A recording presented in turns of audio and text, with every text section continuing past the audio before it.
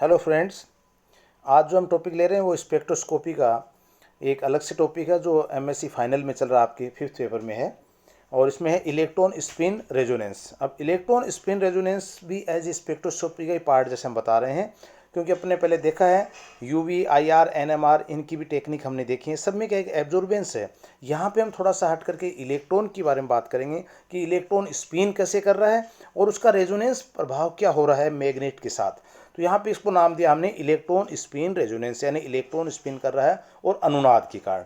इसका दूसरा नाम हमने दिया इलेक्ट्रॉन पैरामैग्नेटिक रेजोनेंस। तो मैग्नेट के अंदर आप देखते हैं दो प्रकार की बातें होती है, एक तो डाईमैग्नेटिक, एक पैरामैग्नेटिक। अब यहाँ आप देखेंगे डाईमैग्नेटिक और पैरामैग्नेटिक में आप एक सामान्य सी बात हम करें एटम्स की, तो एटम के अंदर आप चाहते हैं कि इस प्रकार से एक एटम बना होता है। एटम के अंदर ये क्या एक न्यूक्लियस का पार्ट होता है जो अंदर की ओर है। यहाँ इलेक्ट्रॉन आप दिखा रहे हैं, इलेक्ट्रॉन देखिए आप बाहर की ओर इलेक्ट्रॉन क्या कर रहा है, अराउंड द न्यूक्लियस, न्यूक्लियस के चारों ओर घूम रहा है। और इसी प्रकार से इलेक्ट्रॉन को हम एक और दिखा रहे हैं जो इलेक्ट्रॉन अपनी एक्स के ऊपर यहाँ पे घूम रहा है। ये देखिए, ये अपनी एक्स के ऊपर इलेक्ट्रॉन राउंड कर रहा है। इसका मतलब इलेक्ट्रॉन जो है अपनी एक्स पे राउंड करते करने से क्या हुआ, उसमें एक स्मॉल मैग्नेट बन जाता है। स्मॉल मैग्नेट जो वो मैग्नेटिक फील्ड के अंदर कैसे प्रभाव दिखा रहा है, इस बात को हम यहाँ पे बता रहे हैं। अब देखिए यहाँ पे दो चीज़ आ रही हैं, देखिए नीचे ये आ रहा है डाईमैग्नेटिक और पैरामैग्नेटिक। अब डाईमैग्नेटिक में डाई का मीन्स मतलब ये है कि दो, डबल।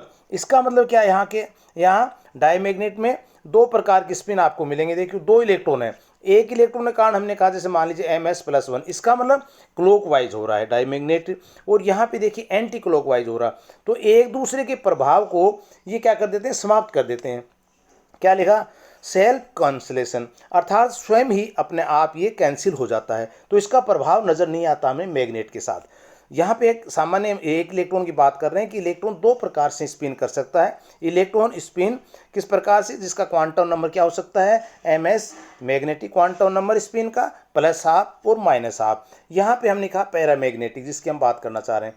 पैरामैग्नेटिक के अंदर आप देखेंगे कि यहाँ पे एक इलेक्ट्रॉन है, एक इलेक्ट्रॉन क्लॉकवाइज जा रहा है और एक इलेक्ट्रॉन जा रहा है एंटी क्लॉकवाइज। ये दोनों दिखाए मैंने यहाँ, क्लॉकवाइज और एंटी क्लॉकवाइज। इसका मतलब क्या है, इलेक्ट्रॉन जब स्पिन क्लॉकवाइज कर रहा है तब मैग्नेटिक फील्ड का क्या प्रभाव पड़ रहा है, इलेक्ट्रॉन जब स्पिन एंटी क्लॉकवाइज कर रहा है तब मैग्नेटिक फील्ड का क्या प्रभाव पड़ रहा है। तो ये हम देखते जा रहे हैं आगे। इसके अंदर आता है, अब आप देखिए इसको टेक्निक को थोड़ा सा समझिए। यहाँ पे क्या हमारे पास एक इलेक्ट्रॉन है और इलेक्ट्रॉन के बारे में हमने ये चीज़ बताई कि माइक्रोवेव से इसको रेडिएशन प्राप्त हो रही है जो 3 सेंटीमीटर से 9 मेगाहर्ट्ज तक की रेडिएशन आ रही है। यहाँ पे आप देखेंगे कि मैग्नेट को हमने शो किया है। ये मैग्नेट क्या है, ये वेव्स आ रही हैं। ये मैग्नेट है जो 50 से 500 MT तक का, या हम कहें 3400 गॉस तक का मैग्नेट है, यहाँ काम में लेते हैं। ये मैग्नेट जो अपनी स्थिति दिखा रहा है। यहाँ पे अगर हम पहली बात करें तो ये एक स्थिति बन रही है, कौन सी, एल्फा को नाम दे देंगे। ये एल्फा स्थिति बन रही है जब स्पिन जो है वो क्या है, एंटी क्लॉकवाइज हो रहा है। तो यहाँ पे क्या स्थिति आएगी कि पैरेलल में, यहाँ पे हमने कहा parallel state, lower energy state आ गई। इसी को अगर हम आगे बढ़ाएंगे तो माइक्रोवेव में जैसे ही माइक्रोवेव रेडिएशन आएंगे तो स्पिन जो है वो चेंज हो जाती है। एंटी क्लॉकवाइज थी, क्या होगी, क्लॉकवाइज हो गई। क्लॉकवाइज होते ही हमने दिखाया यहाँ पे ये क्लॉकवाइज आए। क्लॉकवाइज में देखिए आप ये इस प्रकार से दिखाया है। तो ये मैग्नेट कि क्या हो गया, विरोध हो गया। इसका मतलब क्या, एंटी पैरेलल। एक तो कहा कि चुंबकीय पैरेलल में हो रहा है और एक क्या है, एंटी पैरेलल। तो यहाँ पे कैसे हो रहा है, एंटी पैरेलल में जा रहा है। तो इसका मतलब क्या हुआ, ये एंटी पैरेलल में जब होगा तो क्या होगा, स्पिन जो है वो हायर एनर्जी स्केल में चला जाएगा। अब देखिए इसका प्रिंसिपल अगर हम देख लें तो प्रिंसिपल में क्या है, इलेक्ट्रॉन स्पिन रेजोनेंस ESR, ये क्या है, allow known has electron magnetic resonance EMR। तो ESR इक्वल टू EMR। और क्या कर सकते हैं, इलेक्ट्रॉन पैरामैग्नेटिक रेजोनेंस, ये क्या है, branch of absorbance spectroscopy in which radiation having a frequency in the microwave region. मैंने पहले बताया था आपको कि माइक्रोवेव रीजन से जहाँ पे हम रेडिएशन को उसको दे रहे हैं, तो आपने देखा है पहले ये माइक्रोवेव रीजन में था, ये माइक्रोवेव रेडिएशन आ रही है। और इसके साथ कौन सी कंडीशन हमारे पास, ये रीजन कितना है, ये दे रहे हैं हम 0.4 से 2.5 सेंटीमीटर तक का। तो ये रीजन हमारे पास है। इस रीजन को हम शो कर रहे हैं absorbance by paramagnetic substance to induce transition between, किसमें, ये महत्वपूर्ण, transition between magnetic energy level of electrons with unpaired electron species. तो ये मैग्नेटिक एनर्जी और अनपेयर्ड इलेक्ट्रॉन के मध्य जो ट्रांजिशन हो रहा है ये क्या हमारे पास ESR को शो कर रहा है। देखिए आगे EPR क्या है, is based on the fact that atom ions molecules or molecule fragmentation which have an odd number of electron. कौन से अयुग्मित इलेक्ट्रॉन की बात है हम करें तो odd number of electrons exhibit क्या characteristic magnetic property has electron have a spin and due to the spin there in magnetic moment. इसका मतलब क्या है, इलेक्ट्रॉन जब स्पिन कर रहा है और मैग्नेट के साथ उसका क्या इंटरेक्शन हो रहा है इसकी बात हम यहाँ पे कर रहे हैं। ये क्या हुआ था, इट्स डिस्कवर्ड बाय द 1944 में E.K. जोवस्की ने था जिन्होंने EPR spectroscopy has been exploited की थी as a very sensitive and informative technique है ये for the investigation of different kind of paramagnetic species of solid and liquid state. अर्थात ठोस और लिक्विड के अंदर, ठोस और द्रव्य के अंदर एक बहुत ही बढ़िया इन्वेस्टिगेशन करने की एक टेक्निक है ये, जिसके द्वारा हम पैरामैग्नेटिक स्पीसीज, ये विशेष रूप से ध्यान देना आपको, डायमैग्नेटिक नहीं पैरामैग्नेटिक, क्योंकि नंबर ऑफ अनपेयर्ड इलेक्ट्रॉन होगा वही मैग्नेटिक फील्ड के अंदर इंटरेक्शन करेगा और क्लॉकवाइज या एंटी क्लॉकवाइज, पैरेलल या एंटी पैरेलल आगे बढ़ता जाएगा।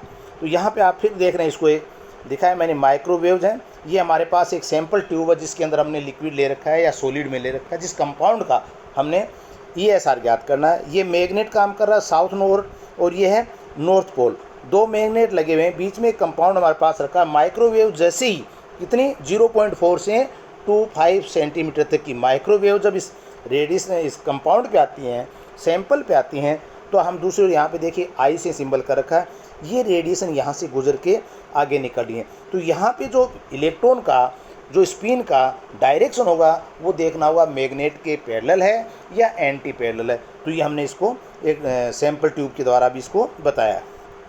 क्या बताया है, ESR is use of observe and measure, यानी ज्ञात करते हैं इससे क्या, एब्जॉर्बेंस ऑफ माइक्रोवेव एनर्जी, जो माइक्रोवेव एनर्जी हम दे रहे हैं उसकी एब्जॉर्बेंस क्या है, कितनी एब्जॉर्बेंस को उन्होंने ग्रहण किया, कौन, अनपेयर्ड इलेक्ट्रॉन, अयुग्मित जो इलेक्ट्रॉन था मैग्नेटिक फील्ड में, इसकी बात हमने की। अब देखिए a static magnetic field and microwaves are used to observe the behaviour of unpaired electrons in the material study. किसमें, जो अनपेयर्ड इलेक्ट्रॉन की बात कर रहे हैं। The study of the behaviour of electrons in a sample give information about the condition of sample, यानी हमें information क्या देगा ये कि हमारे सैंपल की क्या कंडीशन है, हमारा सैंपल कैसा है, कैसा उसमें इलेक्ट्रॉन है, उस इलेक्ट्रॉन का बिहेवियर क्या है। अब देखिए लर्न फॉर ESR के बारे में कुछ बातें और हैं। ESR measurement afford information about the existence of unpaired electron, एक तो ग्राउंड स्टेट है एक एक्साइटेशन स्टेट है, उसमें इलेक्ट्रॉन की इंफॉर्मेशन हमें दे रहा है, एज वेल एज क्वांटिटी उसकी क्या है, टाइप किस प्रकार का है, नेचर क्या है उसकी, और सराउंडिंग एनवायरनमेंट एंड बिहेवियर, उसके चारों ओर किस प्रकार की सराउंडिंग है, उसका बिहेवियर कैसा है, इसके बारे में जानकारी देखता है। देखिए कुछ और बातें हैं जिसमें हम करें द G वैल्यू, कौन सी वैल्यू, G वैल्यू। अब G वैल्यू क्या है, which reflect the orbit level occupied by the electron, electron के द्वारा जो ऑक्यूपाइड इलेक्ट्रॉन है उसके अंदर ऑर्बिट को कैसे रिफ्लेक्ट कर रहा है, उसमें इसका क्या प्रभाव शो कर रहा है, उसके बारे में बता रहा है। उसके बाद क्या है, लाइन विड्थ, लाइन विड्थ क्या होती है, which is related to the transition relaxation time, जो रिलैक्सेशन टाइम है उसके बारे में बता रहा है। उसके बाद क्या है, saturation characteristic which are related to the longitudinal relaxation time, ये लॉन्गिट्यूडनल रिलैक्सेशन टाइम के बारे में बता रहा है। फिर नंबर ऑफ अनपेयर्ड इलेक्ट्रॉन, हमारे पास नंबर ऑफ अनपेयर्ड इलेक्ट्रॉन कितने हैं उनके बारे में भी ये बता रहा है। हाइपरलाइन, हाइपरलाइन क्या होता है, पूछा जाता है। HF क्या है, हाइपरलाइन कौन सी, which represent the interaction between electron and nuclei. ये ध्यान रखना आपको कि हाइपरलाइन के बारे में आगे भी हम पढ़ेंगे। तो हाइपरलाइन स्ट्रक्चर क्या है, interaction between the electron and nuclei, electron और नाभिक न्यूक्लियाई के मध्य जो इंटरेक्शन होता है उसको बोलते हैं हाइपरलाइन स्ट्रक्चर। नेक्स्ट आता है फाइन स्ट्रक्चर, फाइन स्ट्रक्चर जिसको FS से सिंबल से हम दर्शा रखा है यहाँ पे, विच represent the interaction between electron and electron. कौन सा इंटरेक्शन है, इलेक्ट्रॉन एंड इलेक्ट्रॉन के मध्य इंटरेक्शन, जिसको हमने FSA सिंबल किया। इलेक्ट्रॉन इलेक्ट्रॉन के मध्य अगर इंटरेक्शन है तो हमने कहा फाइन स्ट्रक्चर, इलेक्ट्रॉन न्यूक्लियाई के मध्य अगर है तो हमने कहा हाइपर स्ट्रक्चर। और क्या बता रहा हमें, exchange investigation reflected the exchange between electron. दूसरा आता है एक्सचेंज इंटरेक्शन, वो किसके मध्य होता है, इलेक्ट्रॉन इलेक्ट्रॉन के मध्य एक्सचेंज होता है। उसके बाद आता लास्ट टॉपिक हमारे इसमें अंदर एप्लीकेशन ऑफ ESR। ESR की एप्लीकेशंस क्या है, देखिए, electron state such as magnetic material has semiconductor. Next क्या है, electron state of semiconductor lattice defect and impurities को हम बताते हैं, जिसको डोपेंट्स कहते हैं। Structure of glass and amorphous materials क्या है, उसका भी हमें इससे पता चलता है। फिर क्या है, tracking of catalyst reaction change in charge stage, कौन सा ट्रैकिंग ऑफ कैटलिस्ट रिएक्शन के बारे में। Next photo catalytic reactivity and photochemical reaction mechanism के बारे में भी हमें बताता है। नेक्स्ट क्या है, रेडिकल ऑफ पॉलीमर्स, पॉलीमर्स जो बहुलक जो होते हैं जिसमें पॉलीमराइजेशन जो होता है, प्रोसेस कौन सा, फोटो पॉलीमराइजेशन, जैसे लाइट के प्रभाव में पॉलीमराइजेशन किया जाता हो। ग्राफ्ट पॉलीमराइजेशन, तो इस प्रकार से पॉलीमराइजेशन में रेडिकल ऑफ पॉलीमर्स को भी हम बता सकते हैं। नेक्स्ट पॉलीमर रिजोल्यूशन, जिसके अंदर क्या है, फोटोलाइसिस, रेडियोलाइसिस, पायरोलाइसिस और केमिकल डिकम्पोजिशन, ये पॉलीमराइजेशन और रिजोल्यूशन के अंदर भी हम इसको बता सकते हैं। Active oxygen radical related to ageing in disease, किसी बीमारी के बारे में, लिविंग ऑर्गेनिज्म में जो बीमारी पाई जाती हैं कुछ, उनको भी हम डिटेक्ट कर सकते हैं। एलिमेंट को डिटेक्ट करके उसमें किस प्रकार की इलेक्ट्रॉन की व्यवस्था है वो भी हम देख सकते हैं। नेक्स्ट है ऑक्सीडेटिव डिजनरेशन डिग्रेडेशन, कौन सा, ऑफ लिपिड्स, जो वसा में होता है, फूड ऑयल्स हैं, है ना, इस प्रकार के। Detection of food stuffs expose to radiation, जो रेडिएशन के द्वारा भोजन कई बार खराब हो रहा है, फूड स्टफ, जिसको भी डिटेक्ट किया जा सकता है इस टेक्निक के द्वारा। फिर क्या है, measurement of the age of fossils, fossils की एज को भी मेजरमेंट कर सकते हैं। And geological feature using lattice defect, जो कई बार क्या लेटिक डिफेक्ट भी आ जाते हैं, क्रिस्टल में जो अशुद्धियाँ आ जाती हैं जिसके कारण से डिफेक्ट हम कह देते हैं, उनको भी हम इस टेक्निक की सहायता से ज्ञात कर सकते हैं। थैंक्स।